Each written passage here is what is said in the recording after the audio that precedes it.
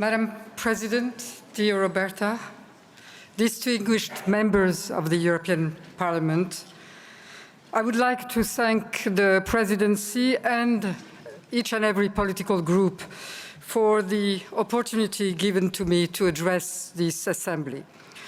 Doing so at such an important juncture for the future of my country is both an honor and a great responsibility. Madame la Présidente.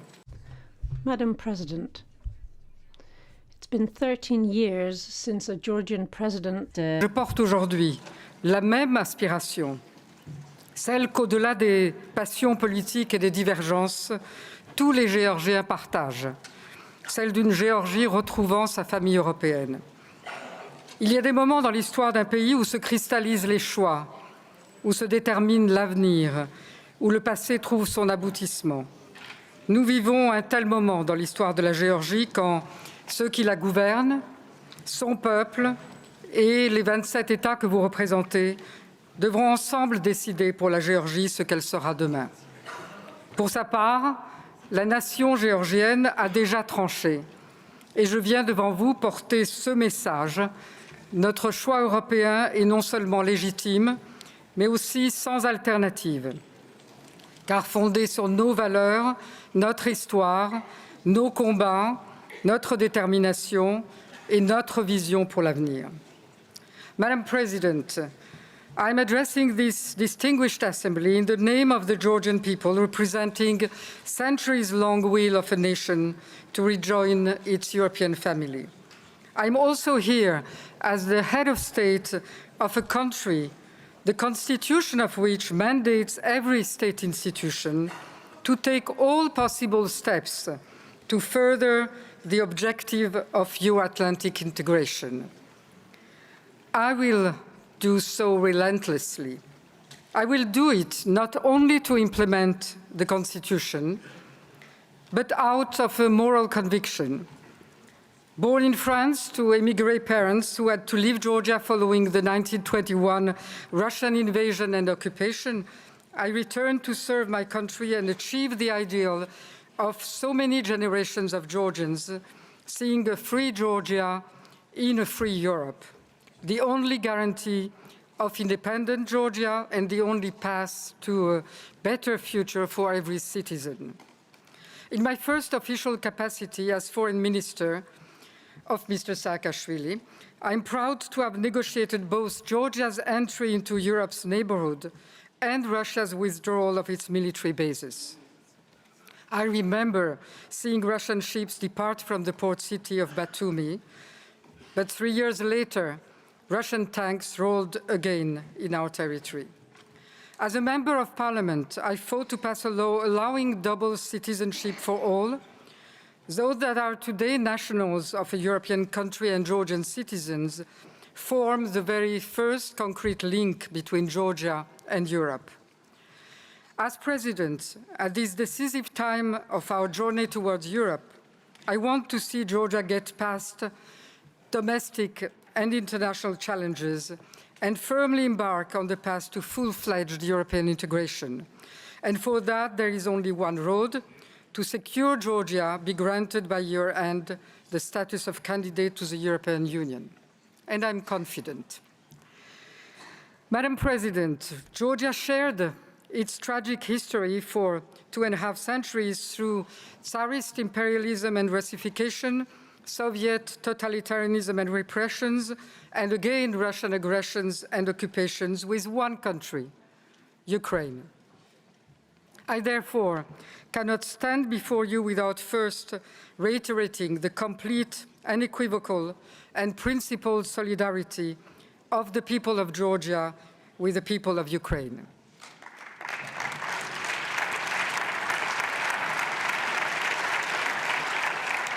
We know too well that Ukraine is not only defending its territory, but is shedding blood for us all, for Europe, its security and freedom, for Georgia, its security and European future.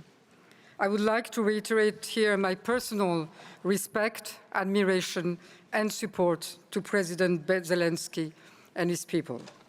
I'm convinced that in the near future, both our countries will see their representatives sitting side by side in this very chamber.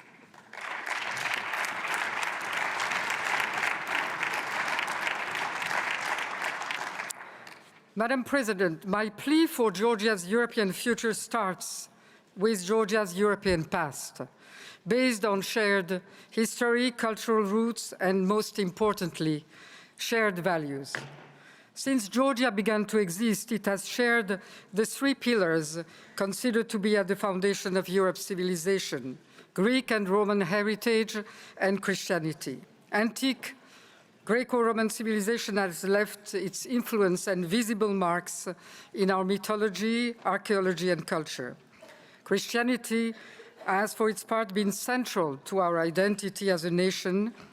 As the first kingdom to be converted to Christianity, Georgia has been fighting for centuries to preserve its faith and identity against numerous empires and invaders. All along, on the eastern shores of the Black Sea, it has served as a small Christian outpost facing the empires of Asia. This common heritage has influenced our core values. These are the same ones that gave birth to the European idea and have inspired Europe's founding fathers. Maybe it's not a coincidence that the very first federalist constitution of Europe was written by a Georgian, Professor Michel Mousreli from the University of Strasbourg. Tolerance, protection of minorities, and human rights have been ours for long. It is a miracle that Georgian tolerance has survived in the Caucasus, this mountain of languages, as the Arabs used to call it, and build a state where religions have found protection through the ages.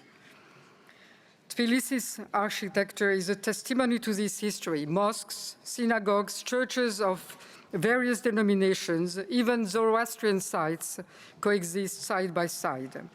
This long-standing tradition of peaceful coexistence between religions and cultures is best symbolized by the more than 26 centuries of Georgians and Jews living together and side by side, free of any form of repression or discrimination. Today, 20% of our population is of Armenian, Azeri descent, Kurdish or Yazidi heritage, maintaining the old tradition of hospitality that has reached well beyond our borders. While political polarization has affected the image of Georgian tolerance, recent events have underscored that it remains very much alive. Georgia has received and is hosting for a year and a half more than 80,000 Russians. Let's reflect for a moment for what it means to welcome citizens from the country which is occupying 20% of your territory and wages the most brutal aggression against your friend Ukraine. That this has happened without any serious incident speaks millions of Georgia's tolerance. We can and should be proud, but it should be accompanied by clear and strict state regulations so that tolerance does not give way to frustrations and escalation. Gender equality, this very modern notion, stands at the core of the national epos when Shota Rustaveli in the 12th century already said,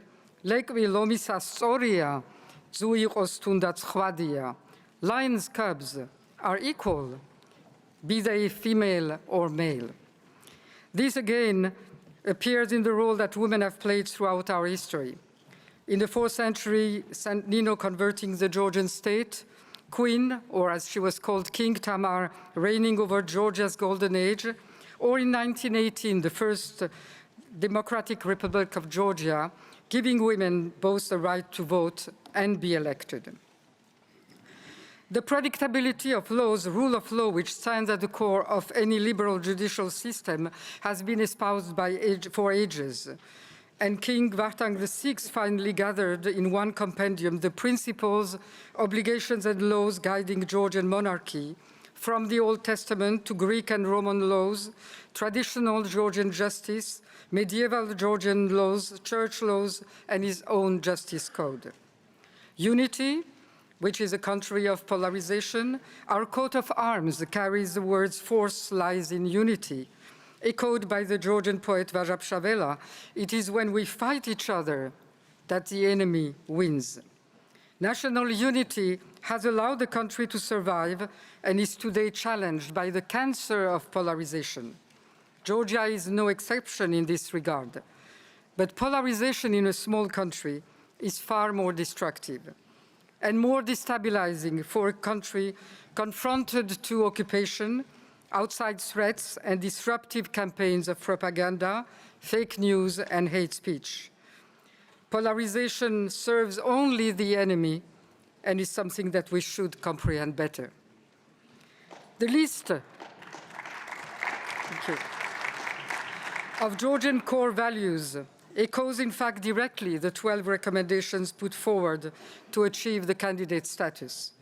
My point here is certainly not to say that historical records are sufficient to address current concerns, and there are many, but to underline that what the EU is asking is nothing but an integral part of our culture, our values, and our heritage. Your recommendations are not some foreign ideas imposed to us, as was Soviet ideology. These are in essence Georgian. Therefore, what you are asking from us is that Georgia remains true to its identity. What you're recommending is that Georgia eliminates the remnants of the totalitarian past and reunite with itself and its European roots. Since its independence, Georgia has never wavered on its path to European integration. Georgia paid a heavy price to defend its freedom and its independent, democratic, and European future in 21, in 89, in 92, in 2008, without comparing to the incalculable plight that Ukraine is paying today. It should not be forgotten that Georgia has had and paid its own blood price, resisting Soviet rule, defending its independence and its right to rejoin the democratic and free world and the alliances it chooses. Georgian governments, since independence, have set forth pro-European platforms and all delivered constant progress on this path. President Gamsahurdia put Georgia back on Europe's map of free nations. President Shevardnadze first initiated the idea of Euro-Atlantic integration. President Saakashvili made Georgia's integration with the EU and NATO the priority for his reform agenda. Under his leadership, Georgia joined the neighborhood policy and the Eastern Partnership. In 2012, the Georgian Dream government was elected on a pro-European agenda and reached some milestones in this regard. The association, the free trade agreement, and visa liberalization were all signed at that time. The constitution was amended in 2016 to include the objective of Euro-Atlantic integration, and that is something that none of us should forget. Despite challenges and foreign aggressions, Georgia's population has not hesitated, wavered, or faltered. It has stood its ground. The people have been the backbone of the pro-European course, supporting and even sometimes preceding or forcing their governments when embracing the path towards European integration. Opinion polls have shown constant support for European integration, and I think it's fair to say that there are many countries within Europe that would envy such levels of Euro enthusiasm. Beyond electing pro-European governments, it is impossible to point to any party that has scored any decent result while not claiming to be fully supportive of European integration. That is a lesson for Georgian politics today. Anti-European campaigns only lead to political marginalization. Despite Russian wars, occupation, or active measures, Georgians never faltered. Fear has not altered the European course. For European integration is not a mere foreign policy orientation, but it is an existential one, a part of our DNA. Georgians choose also Europe with their feet. Hundreds of thousands have emigrated to Europe, Georgia's youth has turned to learning English, German, or French, to studying in Paris or Berlin. My country's youth's visceral pro-European stand is a testimony to the strength of European soft power. In one generation, Russian for them has become definitely the anachronic past, and Europe, without question, the only future. Most importantly, Georgians have been vigilant not to let any government deviate from the path. Every massive demonstration has been in support of freedom, democracy, and the European path. Over the last few years, Georgians have taken to the streets to defend this ideal when it seemed to falter. In June 2019, after a member of the Russian Duma was allowed to sit in the Georgian parliament, violating our law on occupation and raising questions as to the pro-European orientation of those who invited him. In February 2022, to demonstrate its total and massive solidarity with Ukraine and our common European aspiration. In June 2022, before the European Council was to decide on the candidate status. In March 2023, when Georgians literally forced the government to back down on the so-called Russian law, views as a threat to the civil society, the non-governmental sector, and hence to our democratic and European path. As the President of Georgia on my side and within my constitutional powers, I've been taking all steps and initiatives to further this objective. Through attempts to achieve depolarization by launching an initiative for national reconciliation together with the civil society, by supporting united political platforms, by bolstering women's roles as facilitators for renewed political dialogue. It is undoubtedly a difficult process, and I cannot be proud of any success yet. But one I will continue pushing through, moved by the conviction that we have no alternative but working all together. Through brokering political agreements, and I'm proud that alongside President Charles Michel, what became the April 19 agreement was signed in the presidential palace in presence of all political parties. But it is fair to say that if this agreement had been implemented, Georgia would have already been given candidate status.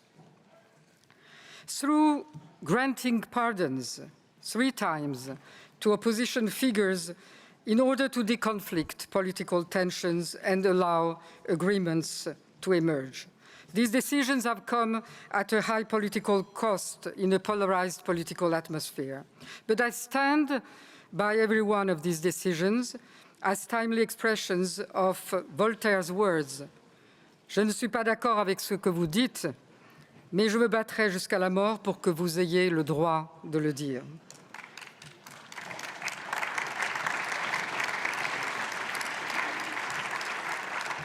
But in view of some interventions I've received, I want also to be clear that while representing a small country, I think that the discretionary power of the President in that matter should be equally respected for a small or a big country. For pardoning is a right to be exerted by a President en son âme et conscience, free from any pressure, be it from outside or be it from within. And I want also to address some of the governmental circles that there is no need to try to threaten me, because I will do what I will think necessary to do. Also, by using my constitutional veto against legislation contradictory with European principles, and I know that even if my vetoes have and may be in the future rejected by the current majority, they will be supported and strengthened by hundreds of thousands of Georgians, because they deal with the main principles to which we all adhere. Through, finally, high-level diplomacy, I've time and again advocated for Georgia's European integration in almost all European capitals, and as I'm doing today with you. And I most vividly remember hosting the 2021 Petra Summit on the shores of the Black Sea with President Zelensky and President Maia Sandu alongside President Charles Michel as a major step to accelerate our associated trio's path towards European integration. We have lost time since then, we, Georgia. This is by no means the end of the road. Every decision will have its own time and its own place. I will leave no rock unturned when it comes to ensuring that Georgia stands where it belongs. Georgia's European path is, of course, largely the result of European sustained efforts and support. While Georgia has expressed its determination, it has been matched by what has been an extraordinary support by Europe over the years. And while we await a historic decision, I'm also here to express the thanks of the Georgian people to Europe. Because the European Union has helped to support increased prosperity. It is by far the largest international donor in Georgia. In all sectors of the Georgian economy, it is European aid and European markets that have provided Georgians with increased standards of living. In that sense, when I hear that we should thank Russia for now helping some development of our economy, I think it is not only immoral, but also and simply flat wrong. The European Union has been a provider of stability. One should never forget that when Russian tanks rolled into Georgia, our partners prevented a tragic outcome from being even worse. In the name of France's presidency of the EU, Nicolas Sarkozy mediated with US backing an agreement that stopped Russians from going further into the Georgian territory. Europe's reaction may have been insufficient by not imposing greater costs on Russia, and we realize that today. But without Europe, Tbilisi itself could have been occupied. Since 2008, the European Union monitoring mission has also been a invaluable presence on the occupation line, acting as a check on Russia's destabilizing activities. The European Union has provided us with constant high-level diplomatic backing, especially in times of crisis, both foreign and domestic.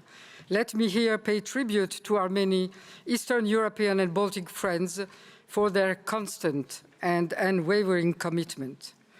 Let me also underline that visits by European Union, Council, Commission, and Parliament, High Representative, parliamentary delegations, representatives of the member states, are for our people a daily demonstration of proximity and support that they need, and for the government, a reminder to deliver timely on the requirements that will get us to the next historic step. The European Union has helped us move up the ladder of ever closer integration.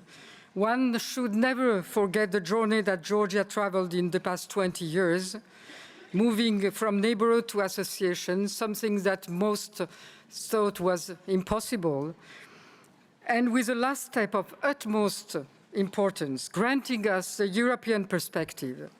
The EU has once and for all settled the question of geography versus identity. We might have to still grasp its full significance because the focus has been on what we did not get and was within our grasp.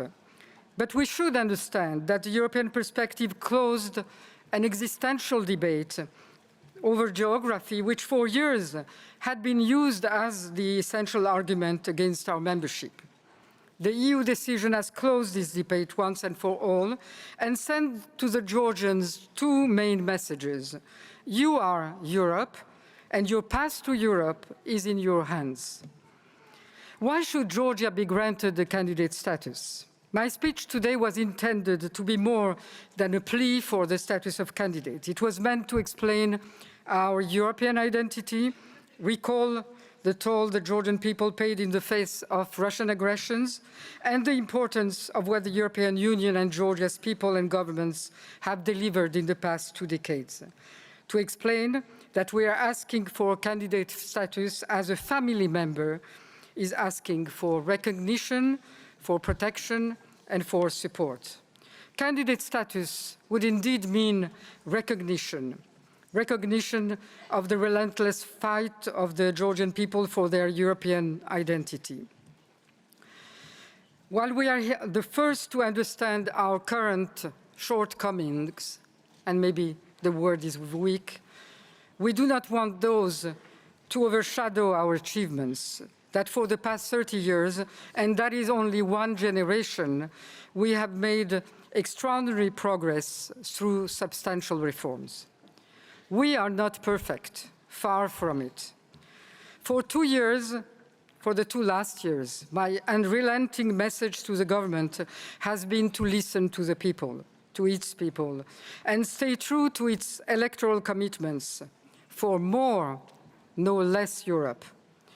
Some of the 12 recommendations have been implemented, but here again, more should have been, more could, and more should still be done.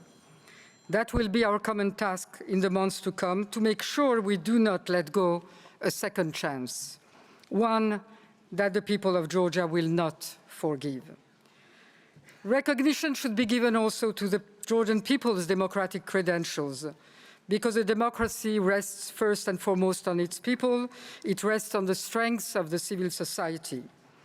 If there is anything that the last 2 years have shown, it is that Georgians will not give up. Not give up on Ukraine and solidarity, not give up on Europe and their future, not give up on their rights. That is why I'm so forceful and optimistic. With such a democratic force, it's only a matter of time before changes come for the better. And that is a message that the retreat of the Russian law taught everyone. Do not dare to dent the democratic will of this country. Candidate status would provide also protection and security for Georgia. Protection from Russia. Russia to this day, which continues to occupy and wage a hybrid war on the Georgian people. Russia which listens to each and every signal. That is why nobody can afford sending the wrong signal and leave Georgia as a gray zone.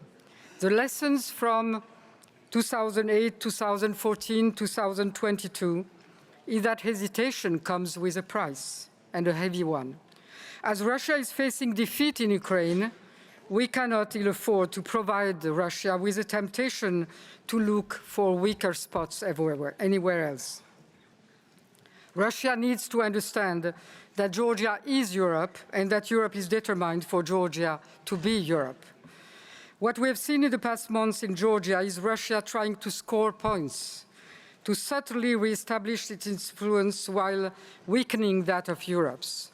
Renewed flights, lifting visas, and restricted population inflows, increased trade and ambivalent statements, all designed to create domestic tensions, confusion, escalation. This cannot be allowed to happen, neither for Georgia nor for Europe. As Europe helps Ukraine push back against brute force, it needs to help the Georgian people resist to this more subtle push. That is what candidate status stands for. A clear statement of determination, not of confrontation. Candidate status would cement Georgia's role as a pro-European force in the region. Europe understands the importance of this region for the new world that is emerging. It knows that Georgia is not only a democratic and European stronghold, but a central element of a secure Black Sea and a stable Caucasus region. It is a key to new connectivity projects over the Black Sea and through the Caucasus with the Caspian Sea and Central Asia. Candidate status would certainly safeguard democracy. The spirit of the European Council decision in 2022 was to create conditionalities in order to improve democracy in Georgia and correct its trajectory. This commendable objective should not be weaponized by populist forces that try to create an anti-European trend. A narrative is being spread that Georgia has been denied candidacy because Europe doesn't share its traditional values, because it doesn't consider our tragic past, because it treats us differently from Ukraine or Moldova. We all know this is a flat lie. And the Georgian people have shown where they stand, but one should not ignore the capacity of darker forces, helped and fueled from outside, to try to undermine this solidity. In fact, granting us candidate status would serve the democratic future and help lay the ground for all these recommendations to be fully and thoroughly implemented. Europe has stood by Georgia despite its democratic shortcomings in the past. It is because Europe remained committed to Georgia that Georgians were successful in getting their democracy back on track. Keeping Georgia on its European path is vital for us, of course, but no less important for Europe. Promoting Georgia's European membership in the European Union is part of a greater strategic vision regarding a new European order that will emerge from what I'm confident will be a Ukrainian victory. What Ukraine has achieved in 2022 is what we failed to achieve in 92 or 2008, and what Ukraine failed in 2014 or 15. That is to open the eyes of the world to the true nature of Russia. That the myths about Russian humiliation or Russian insecurity are just that, myths to justify aggression and wars. The largest country in the world has still to understand and accept that it also has borders. Now we need to fully apprehend that it is accommodation and not determination that feeds Russian aggression. Appeasement has never worked anywhere. It is not EU or NATO enlargement that ever threatened or incited Russia to attack. It is Russia's own, very own, irresistible imperialist nature.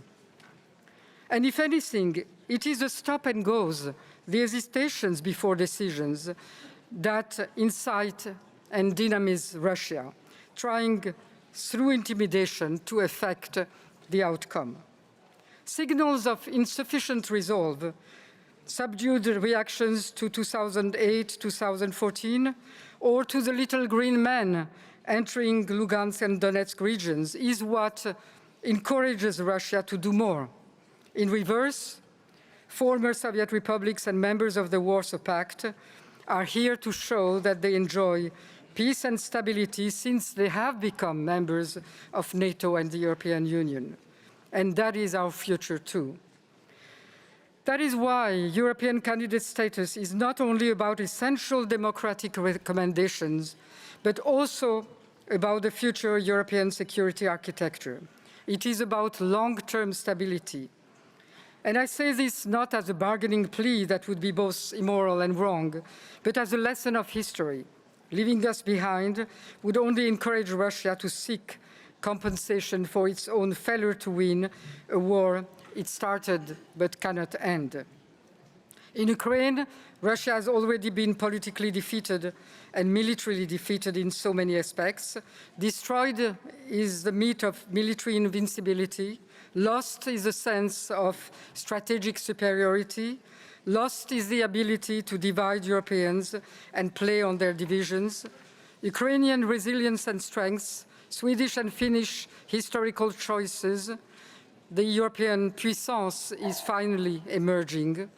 All of that is a result of an immense miscalculation by the Russian leadership.